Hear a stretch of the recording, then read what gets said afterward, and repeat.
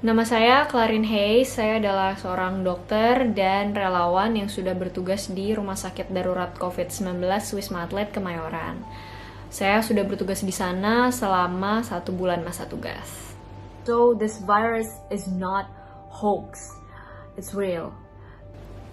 Untuk saat ini, RSDC Wisma Atlet Kemayoran menangani pasien sesuai dengan prosedur, yaitu mulai dari ODP, PDP, hingga terkonfirmasi positif COVID-19.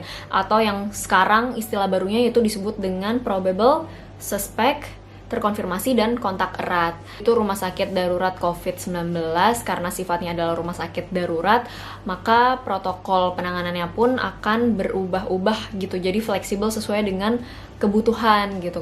Jenis-jenis pasien yang kita tangani yaitu pasien dengan gejala ringan sedang gitu, karena saat ini ICU-nya masih on progress, jadi untuk dengan gejala kritis ataupun berat akan dirujuk ke rumah sakit rujukan COVID-19.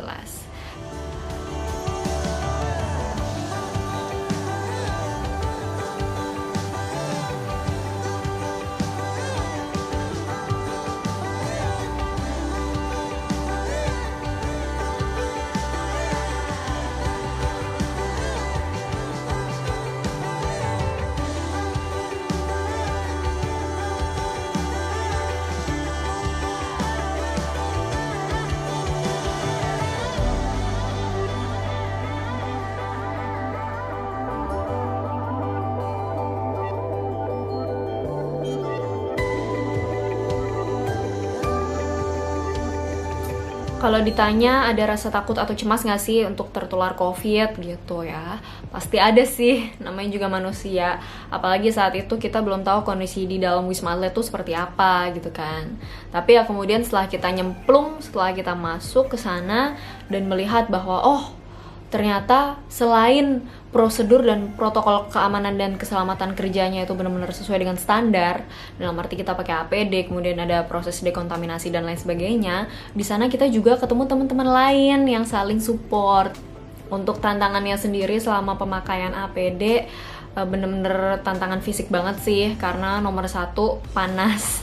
Karena APD itu berlapis-lapis. Kemudian tantangan selanjutnya yaitu kita nggak bisa makan dan minum selama 8 hingga 10 jam. Karena hazmat ini sifatnya benar-benar menutup supaya sebisa mungkin tidak ada bagian dari tubuh kita yang terekspos atau terpapar dari udara luar gitu, atau dari virus-virus yang di luar. Terus juga kita harus menahan buang air kecil dan buang air besar, karena ya sekali lagi hazmat ini sifatnya disposable, artinya sekali pakai kalau dibuka harus dibuang, bukan untuk dipakai ulang.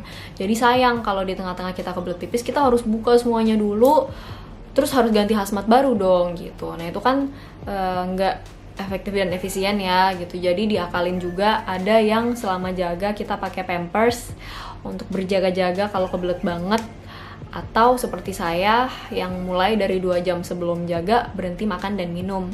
Kami semua relawan medis di Wisma Atlet itu memang disediakan tempat tinggal di Wisma Atletnya. Jadi sebelum kita mulai masa kerja pun sudah ada tanda tangan surat pernyataan bahwa kita tidak akan meninggalkan RSDC Wisma Atlet Kemayoran selama masa tugas. Artinya memang kita dikondisikan untuk tidak pulang ke rumah gitu, demi kesehatan dan keselamatan bersama juga. Setelah masa tugas selesai, kita karantina selama 2 minggu. Lalu kita di swab, apabila hasil swabnya itu negatif, barulah kita diperbolehkan untuk keluar dari Wisma Atlet dan pulang ke rumah dan keluarga masing-masing.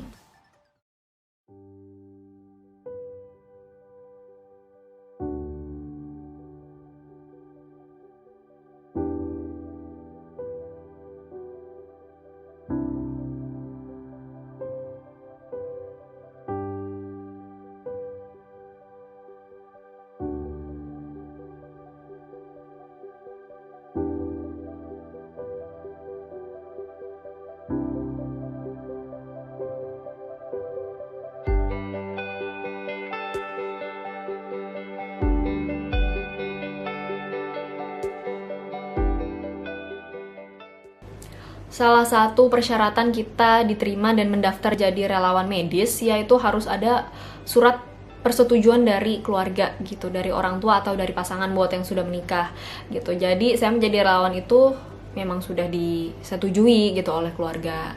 Hanya saja ya memang di dalamnya pastilah ada pertentangan gitu loh dalam keluarga sendiri.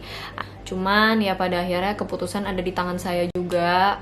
Dan karena memang ini udah jadi tugas saya, udah disumpah juga kemarin pas sumpah dokter, jadi ya kita harus jalankan lah, kita punya ilmu ini untuk diamalkan gitu, untuk benar-benar dibaktikan kepada lingkungan dan masyarakat. Harapan kedepannya yaitu agar pandemi ini segera berakhir, vaksin bisa segera ditemukan, dan kepada pemerintah untuk selalu mensupport ketersediaan APD bagi para tenaga medis dan tenaga kesehatan di seluruh Indonesia dengan kualitas yang baik, karena ini mempertaruhkan keselamatan kami sebagai tenaga medis dan tenaga kesehatan dalam menangani COVID. Gitu juga untuk pemenuhan hak kami semua sebagai tenaga medis dan tenaga kesehatan. Dan kepada masyarakat, pesan saya yaitu untuk selalu ikuti protokol dan anjuran dari pemerintah. Karena virus ini bukan main-main, virus ini benar-benar nyata.